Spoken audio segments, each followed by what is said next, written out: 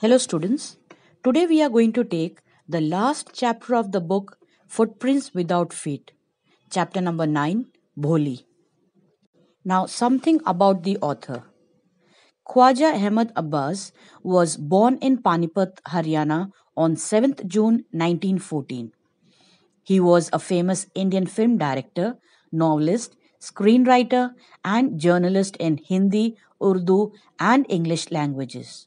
He was the maker of films like Sat Hindustani and Do Boon Pani, which won the National Film Award for Best Feature Film on National Integration. He wrote screen scripts of the best of Raj Kapoor's films like Awara, Shri 420, Mera Naam Joker, and Bobby. He was born in the family of famous Urdu poet Hali, who was a student of Mirza Ghalib. His grandfather was one of the chief rebels of 1857 First War of Independence. He died on 1st June 1987 at the age of 72 in Mumbai. Now, Bholi is the story of a village girl who was discriminated as she had poke marks on her face, she stammered, and was considered to be a simpleton. Her name was Sulekha, but since childhood she had been called Bholi the simpleton. Bholi was the fourth daughter of Nambardar Ramlal. When Bholi was 10 months old, she had fallen from the cot and damaged some part of her brain. At birth, Bholi was very fair and pretty. When she was 2 years old, she had an attack of smallpox. Her eyes were saved, but her entire body was disfigured. She had deep black poke marks all over the body. Little Sulekha learned how to speak at 5. She stammered, and the children used to make fun of her. So she talked very little. Ramlal had 7 children, 3 sons and 4 daughters. Bholi was the youngest. It was a prosperous family. There was plenty to eat and drink. Every child was healthy except Bholi. The sons were sent to study in the city. Radha, the elder daughter, had already been married and Mangla's marriage had been fixed. The third one was Champa.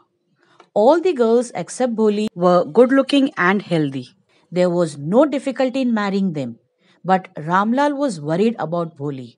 She had neither good looks nor intelligence. Bholi was 7 years old when a primary school was opened in the village. The Tehsildar came to perform the opening ceremony. He asked Ramlal to set an example and sent all his daughters to school. He had no courage to disobey the Tehsildar. Since Bholi was ugly, lacked sense, and thus had little chance of getting married. So he thought of sending Bholi to school. The next day, he caught Bholi by the hand and took her to school. She was frightened and shouted in terror. Bholi was lucky to receive a clean dress that no longer fitted Champa. She was even bathed and oil was rubbed into her dry hair.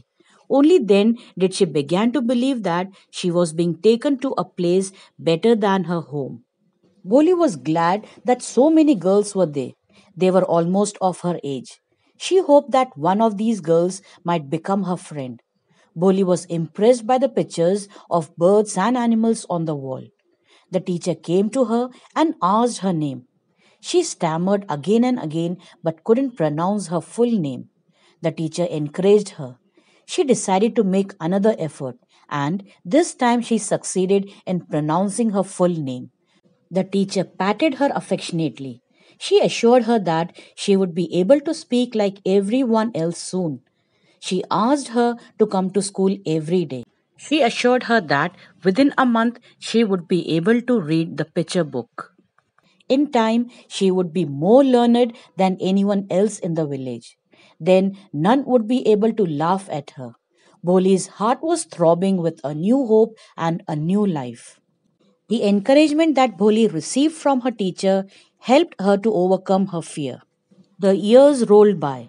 The village became a small town. The primary school became a high school, and soon Boli was able to learn and write well. And she grew up to become a confident person. One night after dinner, Ramlal asked his wife about Bishamber's proposal to marry Bholi. His wife was happy that Bholi was getting a wealthy bridegroom. Vishamba had a big shop and a house of his own. He was 45 or 50. He limbed also. He had the children from his first wife also. He did not know if Boli had poke marks on her face. These things didn't matter to Bholi's parents. They were happy that she was at least going to get married. Boli had heard herself her parents speaking so. On the fixed date, Bishamba came as a bridegroom. He sat on a decorated mare, and there was a brass band playing before the bridegroom. Bholi's sisters got jealous of her. Ramlal was also overjoyed to see such pomp. At the fixed time, the Brahmin asked to bring the bride. Boli was dressed in a red silken bridal dress. One of Bishamber's friends asked Boli to garland the bridegroom. Women slipped back Boli's veil. Bishamber looked at her quickly. He asked his friend if he had seen the poke marks on Boli's face. His friend told him that it didn't matter. He was also not young. Vishamba asked for a dowry of 5,000 rupees. Ramlal put his turban, his honor, at Bishamba's feet.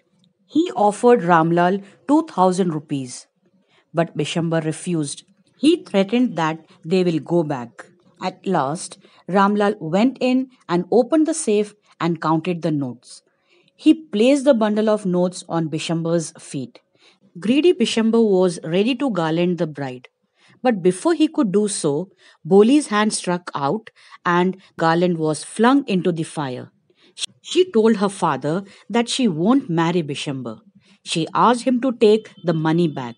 She also told that she was willing to marry the lame old man, but he turned out to be a greedy and hateful, so she won't marry him. Other women wondered how Boli, a harmless dumb cow, had become so violent. Her father called her crazy and then asked what she would do as no one would ever marry her. At this, Bholi said in a firm voice that they didn't need to worry about her. She would serve her father and mother in their old age. She would teach in the same school where she had learned so much. The teacher had all along stood in a corner watching the drama. Bholi looked towards her for confirmation. The teacher replied promptly, Yes, Bholi, of course.